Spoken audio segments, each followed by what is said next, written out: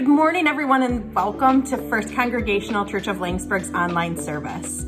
Thank you for joining us in this digital space. My name is Amy, and I will be your host for today. You can check in and let us know you're here by saying hello in the comments below.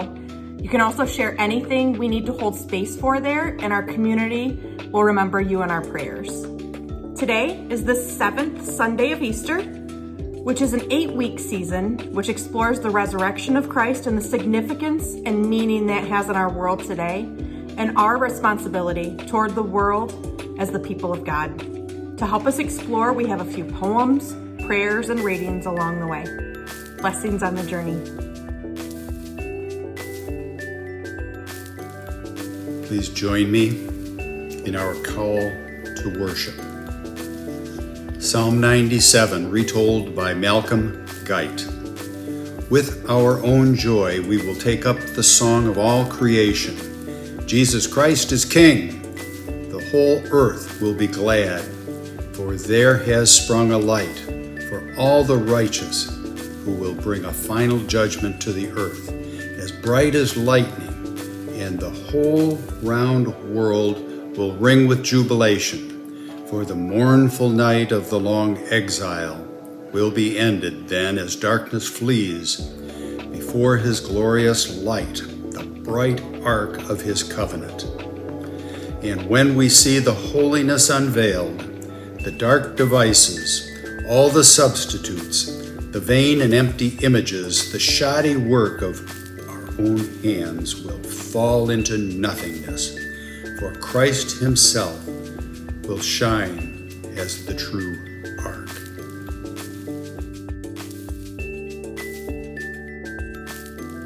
We light the single candle during the Easter season to remind us that Christ is the light of the world. As this candle dispels darkness around it, may our lives filled with the life and love of God illuminate the world with the kindness and justice of God through both our actions and attitudes.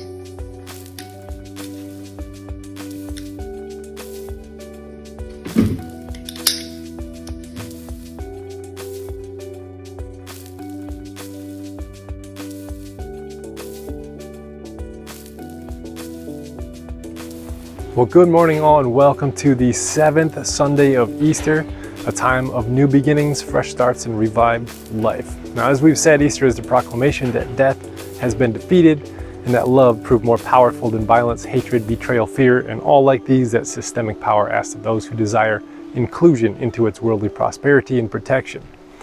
Now, today continues our series called It Is Time, that takes us towards Pentecost, which is just next week. Now, last week we looked at chapter 14 of John, where Jesus says, "If you love me, then keep my commandments," referring to the great defining command to love one another with the same kind of love Christ showed us. Now, this week we're in chapter 17, where Jesus delivers a very lengthy prayer for his disciples and those who would follow them. So I guess that would be us too. So just to get a little honest with you, do you ever wonder what prayer is and what prayer does? Now, my earlier faith knew exactly what prayer was and how it worked. I made requests to God, and sometimes God answered. Sometimes it was fast, sometimes it was slow, sometimes it was like never. But then I would go about constructing a narrative around what God did. Now, let me kind of explain. As a teenager, I prayed for a car. And then I missed out on a few cars that I really wanted, but then I finally got one I was happy with. So here's my mental conversation around the action or inaction of God. Well, I didn't get that car because God knew that a different car was going to come available and protected me from buying this one because it probably would have died on me later anyways. Then when I received the car I wanted, or that I was happy with, my mental conversation was, well, God knew that I needed this car and I prayed for it. And here it is, the answer to my prayer. So easy. Now, it's weird that other teenagers got cars and they enjoyed without praying for them. And some were happy and some were cheated. And some got lemons and some got great deals and some prayed about it and some didn't. And the results did not seem to vary based on those who prayed for a car and those who didn't. So I guess my honest question was, did my prayer for a car actually make any kind of tangible difference in what I received? Or other teenagers who did or did not pray about it? Did it make a difference? So was my belief in prayer only bolstered up by my ability to retell the story of what happened on the other side of getting or not getting the answer to my prayer? Like, did I merely just reconstruct the narrative of reality in a way that favored my theologies to keep it intact? These are my honest questions. Still today are my honest questions, and I really don't understand. I do understand that answers, miracles, interventions seem to happen. I also know that they don't, and it's more common that they don't. And some who don't pray can win the lottery. And I really don't know what makes the difference between the two. So if you would allow me just to be honest today, we can see where we get. Because to be honest, the older I get, and the more life I experience, and the more pastoring of other people's souls that I have the privilege of doing, the more confused I get about what prayer is and how it works. It seems that assurance and optimism and this confidence in the spiritual life is a luxury of naivety and uninitiated faith through suffering. And yet the more confident and assured someone is in their own understanding, the less I want to be like that person or even with that person. And on the other end of the spectrum, the more broken, confused, or humble someone's ability to be honest about things, they make me want to be around that person. So with this honesty code in place, let's hear this passage read and then explore a little bit more of what it might mean on the other side. See you in a minute.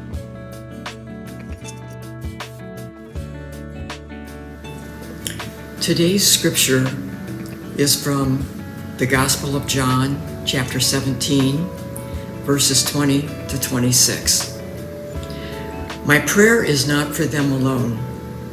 I pray also for those who will believe in me through their message, that all of them may be one, Father, just as you are in me and I am in you. May they also be in us so that the world may believe that you have sent me. I have given them the glory that you gave me, that they may be one as we are one. I in them and you in me, so that they may be brought to complete unity. Then the world will know that you sent me and have loved them even as you have loved me. Father, I want those you have given me to be with me where I am, and to see my glory, the glory you have given me because you loved me before the creation of the world. Righteous Father, though the world does not know you, I know you, and they know that you have sent me. I have made you known to them and will continue to make you known in order that the love you have for me may be in them and that I myself may be in them. Amen.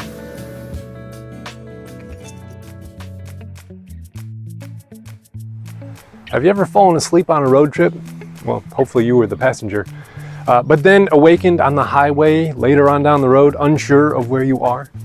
Then you see a mile marker or an exit sign or a 25 miles until this city sign, and then you have some kind of a clue as to where you are.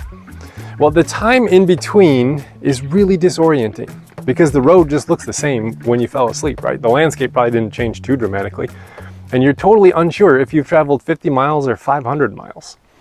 Now, when you start reading scripture in the middle of a thought, it can really help to go looking for the signs of where you are in the story, or else you're going to isolate the passage and find insufficient meaning out of it.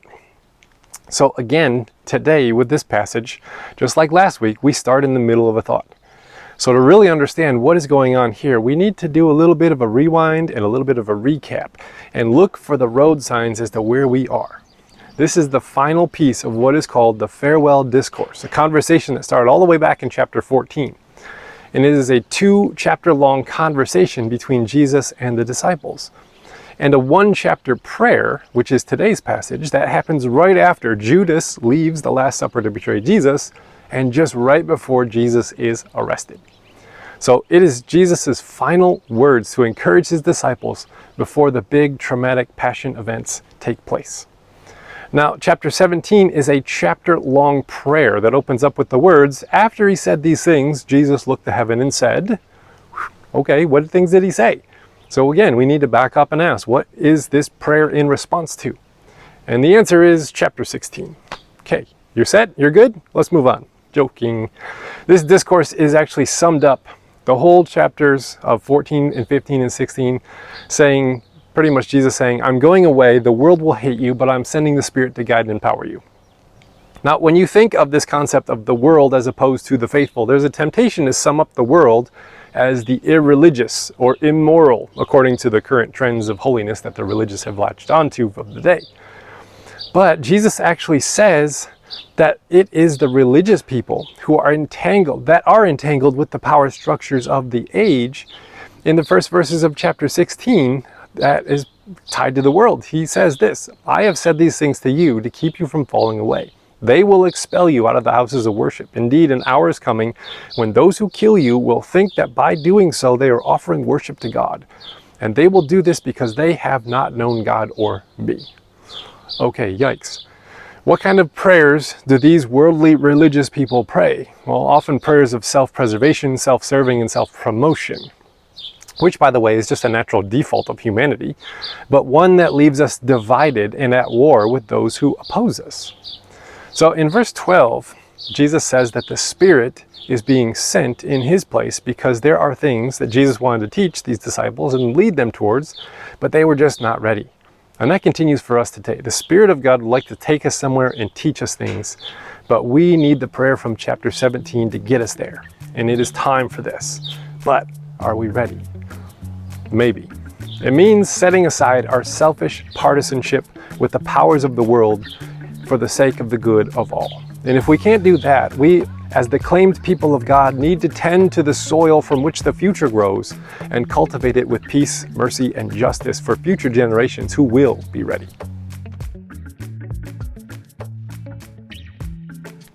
Now, rivalries can be fun. You know, when two friends love different sports teams and then they play one another and then they get together to watch the game, and the smack exchange during the game can be kind of fun because it's within the bounds of what makes the relationship. Like, it's an us thing that we have fun with.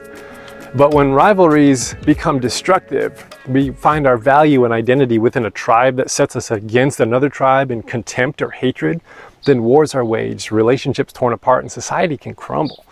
And the greatest evils are always done when we believe that God has sanctioned our side of the rivalry against those folks over there. Now, John, as a writer, has a theme he repeats through this gospel and even into his epistles of 1st, 2nd, and 3rd John. And we need to be very careful here or we will get into trouble. John distinguishes the world from Jesus's followers.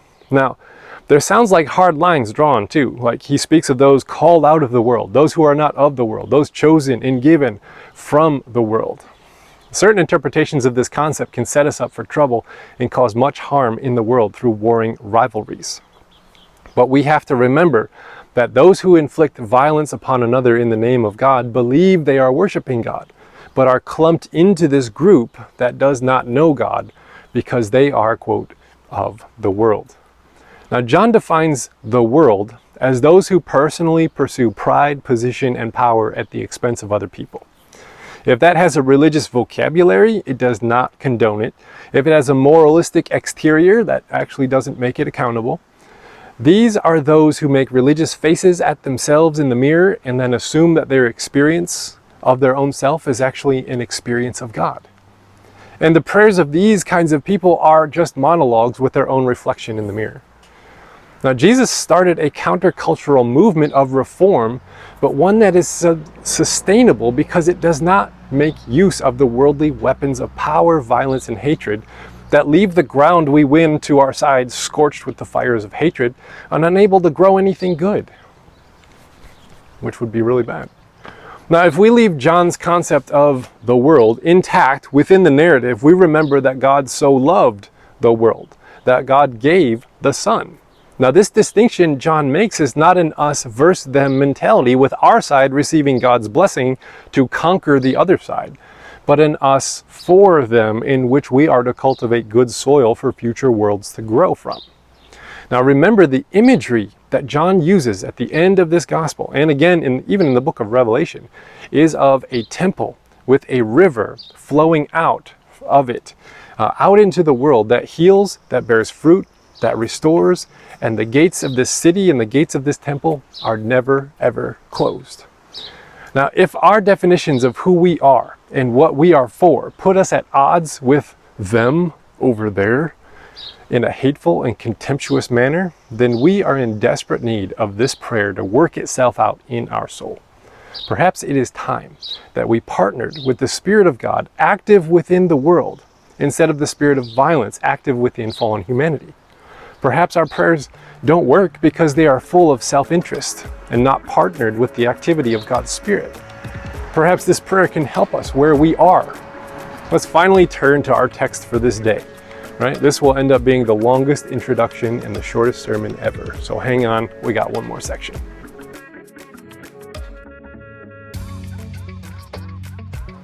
My great-grandma Zoller had a huge vegetable garden in her backyard in Detroit. I remember going back there to pick rhubarb, cucumber, tomato. She also had eggplants, which I thought were gross. Now I like them. Now, things were always orderly, weeded, and organized. Now, when I moved out to the rural areas, there was the same kind of gardening philosophy, but on a large scale. Hundreds of acres of corn, or soy, or wheat, or rye, or potato are planted only with one another, not anything else. Now, modern farming practices have evolved over time, but they usually are based on creating order through homogeneous planting. But if you ever walk through a field, you'll notice that nature is not homogeneous, but polycultural. It's not only one kind of plant growing back there, it's a whole bunches of them. Now, when we read Jesus' prayer for unity, it's quite easy to mistake the concept of unity with modern farming practices of homogeneous, organized, ordered communities. But what we have done is to set up strong social codes of conformity that make people feel pressured to fit within it.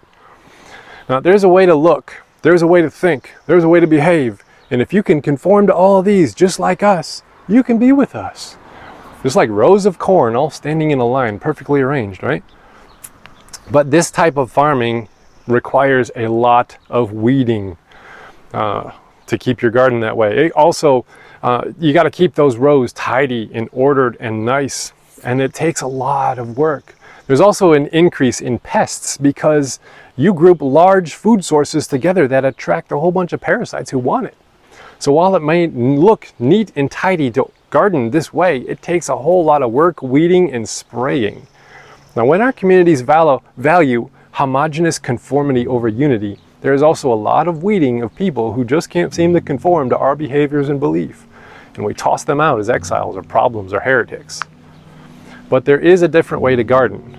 And it was actually called the Three Sisters method, that pairs plants together that can help one another. You centralize a tall plant in the middle of a large mound, like corn, that's going to grow really tall. And then you plant a runner plant around that that's going to climb the stalk and then that's going to surround that with like a vine, like a squash or melon or pumpkin that covers the ground from weeds. Those three things, the vine, the runner, and the stalk, they work together. Now, it's a lot harder to do with humans who can mix emotions into the mix, but Jesus' vision is not for Western missionaries to go out and make different people groups conform to European styles. That is just improperly sanctifying our colonial heritage. Now, if you've ever had unanswered prayers, you can join Jesus in that, because his prayer for unity is still unrealized. Sometimes there are small pockets of this prayer answered, but it seems like the mass of humanity is caught up in polarized anger. This is nothing new. Thomas Merton said way back in the 60s, "I'm beginning to think that in our time we will correct almost nothing and get almost nowhere. But if we can just prepare a compassionate and receptive soil for the future, we'll have done a great work. I feel at last this is the turn of my own life ought to take." He wrote that like some 60 years ago. Perhaps that is our great work today still, to cultivate a compassionate, receptive soil. Now, our benediction today comes from Thomas Merton, and he attempts to get underneath the surface of our divisions to the mystery of our unity with God, because somewhere deeper, Christ has answered this prayer and made it true. And now it's just up to us to make it real with how we live our lives.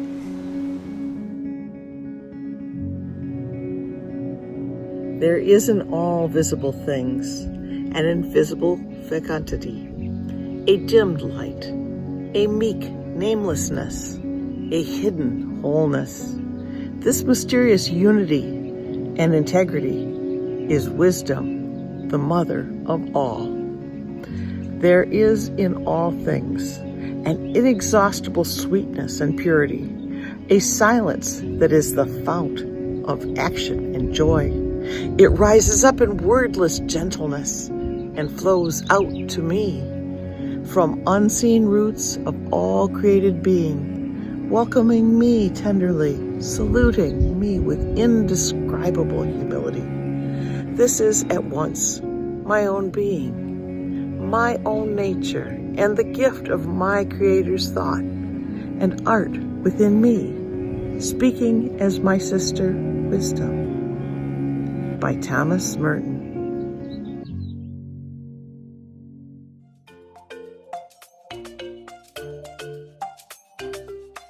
Thank you so much for joining us online today. We hope this service has been a blessing to you. What now? 1, participate. If you'd like to participate in our online services, we would welcome your readings with a simple phone recording. 2, partner. If you can give financially to ensure the continuation of this online service, there's a link on the bottom of your page. And 3, subscribe. You can subscribe on YouTube or like our page on Facebook to stay updated with all of our online services. We hope you found hope, help, and healing today. See you next week.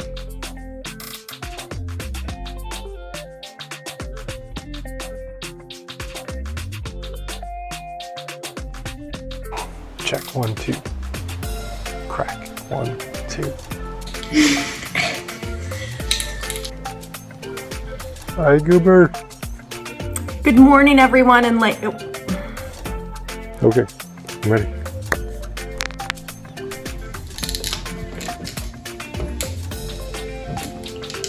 You know, the time in between is really Filled with life and love for God. We're gonna redo that one. That one stunk. why didn't I record the first one? Ooh. Redo number 3. Dang it.